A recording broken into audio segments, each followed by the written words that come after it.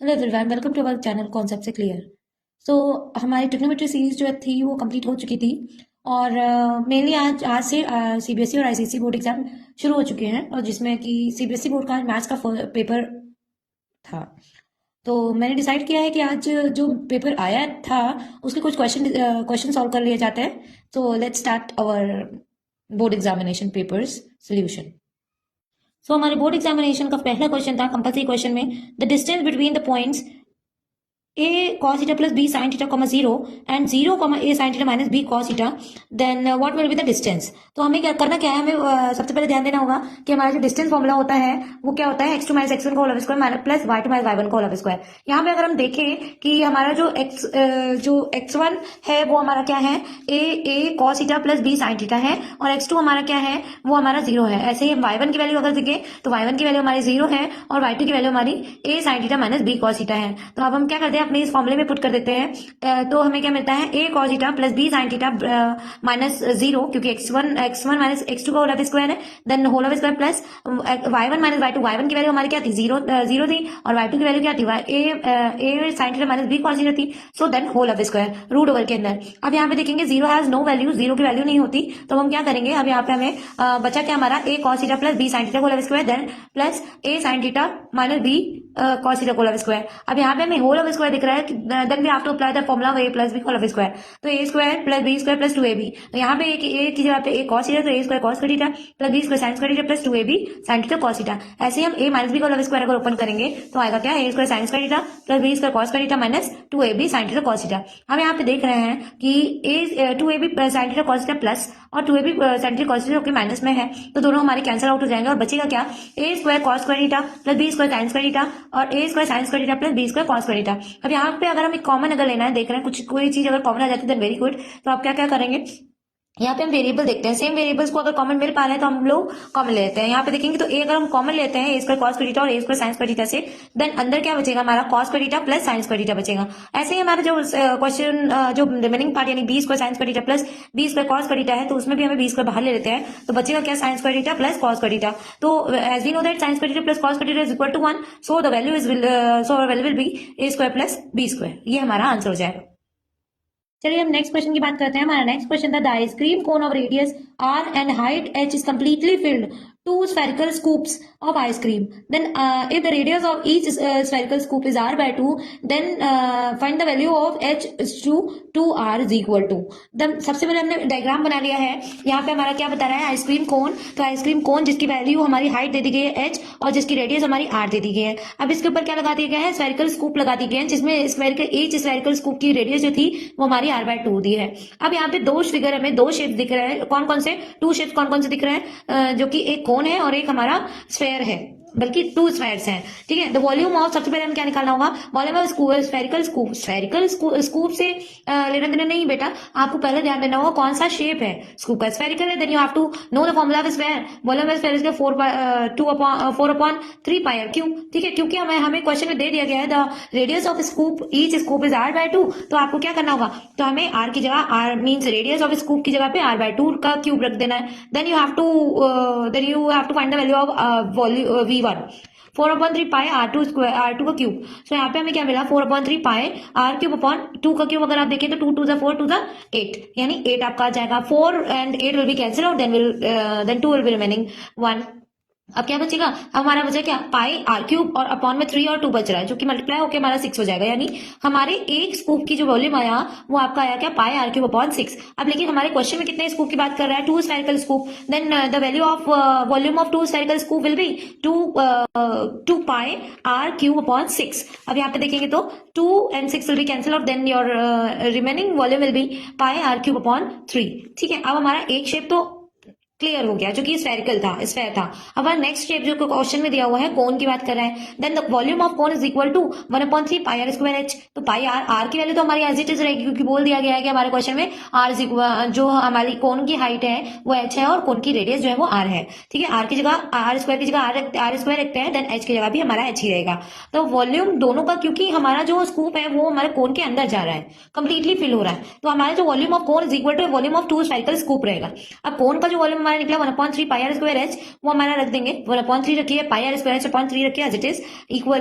तो हमारा जो टू स्फेरिकल स्कूप की वैल्यू जो आई थी pi r cube 0.3, what then cancel the equal variables, ठीक है, इक्वल एंड सेम वेरिएबल्स। तो हम यहाँ पे देखते हैं pi 0.3 will be cancel out and r square and r cube will be cancel out and 1 r will be remaining, है ना, और एक आर होगा, ठीक है। तो आप क्या बचेगा हमारा h is equal to r. हमारे क्वेश्चन में क्या पूछ रहा है, हमारे क्वेश्चन में पूछ रहा है एच, हम find the ratio of h is to 2r। h is to 2r की रेशियो अगर निकालना है तो आपको क्या करना होगा, हमने देखा ही है कि h की जगह हम r भी लग सकते हैं, तो r is to 2r, r will be cancel और then your value will be 1:2, ठीक है। ये हमारा था क्वेश्चन नंबर 2।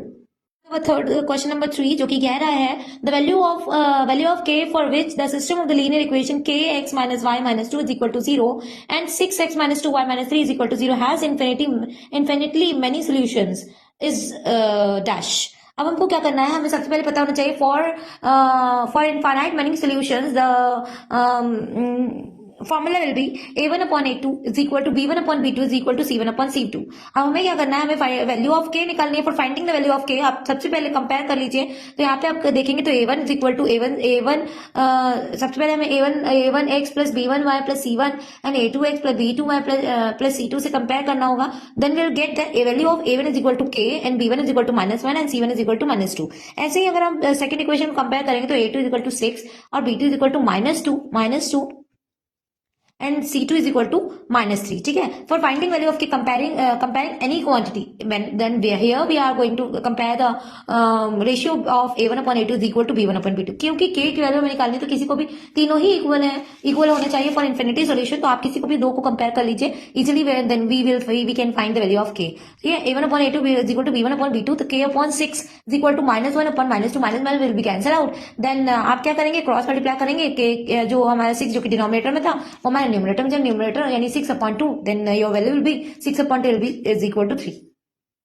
चलिए हम अपने क्वेश्चन 4 में बढ़ते हैं। हमारा क्वेश्चन नंबर 4 कह रहा है the circle is divided into 16 identical sectors, the radius of circle is 7 and the area of each sector, find the area of each sector. तो हमें क्या पता होना चाहिए, एरिया ऑफ सेक्टर पता होना चाहिए बेटा। एरिया ऑफ सेक्टर जो होता है वो हमारा क्या होता है, θ/365 पाई आर स्क्वायर। हालांकि हमें क्या करना है, एरिया ऑफ सेक्टर निकालना है, ठीक है। तो हम क्या करेंगे, क्योंकि according to our question, the question says that the 16 sector combined to form the one complete circle. देन क्या करेंगे 60 और here the value of radius of circle is equal to 7। तब आप क्या करेंगे, the area of 16 circle of sector is equal to area of whole circle, ठीक है, कंप्लीट सर्कल। तो आप क्या करेंगे 16 multiply by 1 sector is equal to pi r square. हमें आर की वैल्यू क्योंकि दे दी गई है तो पाई इंटू 7 स्क्वायर, तो pi value will be 22/7 and 49। तो 7 से 49 आपका कैंसिल हो जाएगा, then your value will be 154। ये आपका क्या आया, ये आपका area of 16 multiply by area of 1 sector आया। अब यहाँ से अगर आप हमें 1 सेक्टर की वैल्यू निकालनी है, क्योंकि हमें क्वेश्चन में पूछ रहा है, तो आपको क्या करना होगा, जो 16 है वो आपको डिवाइड में भेजना होगा बेटा। तो हमारा क्या आया 154/16। Then when you want to simplify this ratio then will get 77/8। Your answer will be 77/8। Okay, Now come to our question number 5 जो कि कह रहा है mean and median of the frequency distribution are 43 and 40 respectively, then find the value of mode। ठीक है, हमें सबसे पहले ये डायरेक्टली क्वेश्चन बेटा होने वाला है कि अगर आपको फॉर्मूला पता होगा mode is equal to 3 median minus 2 mean। हमारे क्वेश्चन में दे दिया गया mean is equal to 43 and median is equal to 40। तब हमको क्या करना है, mode is equal to 3 multiplied by 40 and 2 multiplied by 43। So when you multiply by 3 to the 40 then you'll get 120 and 43 multiplied by 2 then we'll get 86। Then we have to subtract these two numbers, then you'll get 34 will be our answer। Question number 6 पे पढ़ते हैं जो कि हमारा कह रहा है 3 tennis ball are just packed into the cylindrical jar. If radius of each ball is r then volume of air inside the jar is. अब हमारा देखिए क्वेश्चन का डायग्राम बड़ा अच्छा दिया हुआ है, बोल रहा है ये एक सिलेंड्रिकल जार है जिसके अंदर 3 बॉल्स है जो फिट है। अब उसके अंदर रिमेनिंग एयर का हमें जो गैप बच रहा है उसकी वैल्यू हमको निकालनी है, वॉल्यूम हमें निकालना है उसका। तो आपको क्या करना होगा, जो भी 2 शेड जो भी कवर किया हुआ है उनको आपको दोनों के वॉल्यूम को निकाल करके दोनों को माइनस कर देना है, then you will get your remaining air in your jar. ठीक है, तो सबसे पहले आपको टेनिस बॉल जो कि स्फेरिकल होती है, जो सबसे volume of tennis ball equal to 4/3 pi r cube. अब एक टेनिस बॉल तो है नहीं, हमारे 3 टेनिस बॉल है। ठीक है, तो 3 टेनिस बॉल है तो हमारी आर की जो वैल्यू होगी और टेनिस बॉल की जो रेडियस है वो आर दे दी गई है, तो आपको क्या आ जाएगा 3 multiply by 4/3 pi r cube. 3 will be cancel, then you will get v1 equal to 4 pi r cube. ये हमारा क्या हो गया, 3 टेनिस बॉल का वॉल्यूम हो गया। मैंने कहा था कि आपका जो दो आइडेंटिकल शेप्स हैं जो कि हमारे 3 स्फेयर दिए हुए हैं और एक हमारा सिलेंडर दिया हुआ है। तो सिलेंडर अब हमारा स्फेयर तो निकल चुका है, अब हमें सिलेंडर का वॉल्यूम निकालना जो कि होता है पाई आर स्क्वायर एच। अब यहाँ से हमें क्या करना है, हमें एच की वैल्यू निकालनी है। हमें क्या हमें दिख रहा है अकॉर्डिंग टू अवर क्वेश्चन जो कि हमारी आर होती है रेडियस, अगर हम डायमीटर देखेंगे तो हमारा 2r हो जाएगा फॉर 1 स्फेयर। ऐसे ही आपके 3 स्फेयर को अगर आप कंबाइनली फॉर्म करेंगे तो आप क्या करेंगे, एक कंप्लीट हाइट पता चल जाएगी आपकी जो कि सिलेंडर की हाइट के बराबर होगी। तो हमारा क्या पता चला, 2r अगर आप देखेंगे तो आपका जो h आ जाएगी वो हमारी क्या आ जाएगी 6r। ठीक है, तो सिलेंडर की जो हाइट हो गई वो हमारी 6r है और जो रेडियस हमारी radius of sphere is equal to radius of cylinder. ठीक है, तो वो r तो r ही रहेगा। तो volume of cylinder pi r square h, तो पाई की जगह पाई और r की जगह हमें एज इट इज r ही रखना होगा, h की जगह हमें क्या रखना है 6r। ठीक है, तो आप क्या मिलेगा 6 pi r cube, r square into r is equal to r cube. अब हमें क्या करना है, the volume of air inside the jar is V2 minus V1। तो V2 की वैल्यू हमारी 6 पाई आर क्यूब आई है और V1 की वैल्यू 4 पाई आर क्यूब आई है, तो दोनों को अगर माइनस करेंगे तो then you will get 2 pi r cube will be our answer. Question जो कि कह रहे हैं क्वेश्चन नंबर 7 है, वो हमें एक पिक्चर दी हुई है, एक डायग्राम दिया हुआ है और हमें क्या निकालना है, find the number of zeros of this polynomial. ठीक है, हमें क्या पॉलिनोमियल में जीरोस निकालने के लिए सबसे पहले हमें देखना होता है कि हमें हमारे एक्स एक्सिस पे कौन कौन सी वैल्यूज पे कट कर रहा है ग्राफ। ठीक है, तो हमें आप ग्राफ अगर आप देखेंगे अपने पेपर पे तो आप देखेंगे कि हमारा जो ग्राफ है वो एक पॉइंट जो कि -2 है उस पॉइंट पे कट कर रहा है ऑन द एक्स एक्सिस। और आप अगर राइट साइड में अगर आप देखेंगे प्लस एक्सिस पे देखेंगे, प्लस एक्स एक्सिस पे देखेंगे वो पॉइंट हमारा है 2.5। तो ऑप्शन में आपके अगर मान लीजिए 2 पॉइंट है तो 2 पॉइंट में आपको सबसे पहले पॉइंट जो होगा वो आपका अगर दोनों ही पॉइंट मैच होने चाहिए -2 का 2.5, यही आपका आंसर हो जाएगा। Okay, now come to next question जो कि कह रहा है कि from the external point P tangent PT has been drawn to the circle with the center at O and radius is 3 centimeter intersecting at concentric circle at A and B. If the AB is equal to 8, then OA and is equal to OP, the length of OP is equal to dash. ठीक है, हमें क्या करना है, देखिए diagram में दिया हुआ है क्वेश्चन में कि given as OQ is equal to 3 centimetre, OQ is equal to 3 centimetre. ठीक है, जो हमारा दो सर्कल है जो कि कॉन्सेंट्रिक है, दोनों का सेंटर एक ही है और इनसाइड की जो रेडियस है वो दे दी गई है जो कि 3 सेंटीमीटर है और हमारा क्वेश्चन में कह रहा है AB is equal to 8 और ये भी कह रहा है कि AQ is equal to AP, no sorry, as we know that जो हमारी AB लाइन है पूरी क्या है, एक हमारा कॉर्ड, हाँ कॉर्ड कहलाती है। जो कॉर्ड है वो कॉर्ड को मिडिल से अगर आप डिवाइड करेंगे तो आप 2 पार्ट में डिवाइड कर सकते हैं। देन AQ is equal to BQ जो कि हमारा क्या आ जाएगा, तो AQ is equal to BQ then 8/2 is equal to 4 जो हमारी AQ की वैल्यू आ गई 4। अब आप by using particular theorem OA is equal to ये हमारा हाइपोटेन्यूज हो गया, OA is equal to AQ square plus OQ square, AQ square plus OQ square. OQ की वैल्यू हमारी 3 थी है और AQ की वैल्यू हमारी 4 थी है। Then 3 square will be 9 and 4 square will be 16, then 9 plus 16 is equal to 25, then root over 25 will be 5 centimetre. ये हमारी क्या आ गई, ये हमारी OA की वैल्यू थी और यही OA हमारी रेडियस ऑफ आउटर सर्कल दे दी गई है। ठीक है, यानी 5 सेंटीमीटर जो है वो रेडियस ऑफ बिग सर्कल दिया है। ठीक है, और हमें क्वेश्चन में क्या पता करना है, OA is equal to AP as वो क्वेश्चन सेज दैट OA जो होगी वो AP के बराबर होगी। अब हमारा क्या कह रहा है क्वेश्चन में, कह रहा है कि PQ की वैल्यू हमें निकालनी है, PQ की वैल्यू निकालनी है। ठीक है, अच्छा OA is equal to AP। अच्छा AQ जो हमारी दी हुई थी 4 थी तो PQ इज इक्वल टू 4, तो हमें क्या मिलेगा, PQ length of PQ is equal to 5 जो कि हमारी क्या आई थी, हमारा वो OA की वैल्यू आई थी और जो कि AP के बराबर है और AQ की वैल्यू जो कि हमें क्वेश्चन में निकाली जो कि है 4 सेंटीमीटर और तो दोनों को अगर हम ऐड करेंगे तो 9 centimetre will be our answer. Then come to our next question जो कि हमारा ट्रिग्नोमेट्री से रिलेटेड है। तो sec square theta -1 upon sine square theta, then you have to find the value of it. ठीक है, एज वी द फॉर्मूला से that sec square theta, sec square A भी कह सकते हैं minus tan square is equal to 1। Then in our question sec square -1 has given. ठीक है, तो आपको क्या करना होगा, अगर आप -1 को राइट टू लेफ्ट लेते आए तो आप क्या करेंगे, तो sec square A -1 is equal to tan square theta, then this will value has equal to the numerator, so putting the value of the sec square A -1 on the places of our numerator, तो आप क्या मिलेगा, tan square theta upon sin square theta. As we know the tan square theta can be written as sin square theta upon cos square theta upon sin theta. sin theta will be cancel out, then your numerator will be 1, तो 1 upon cos theta is equal to sec square theta. This one is your answer.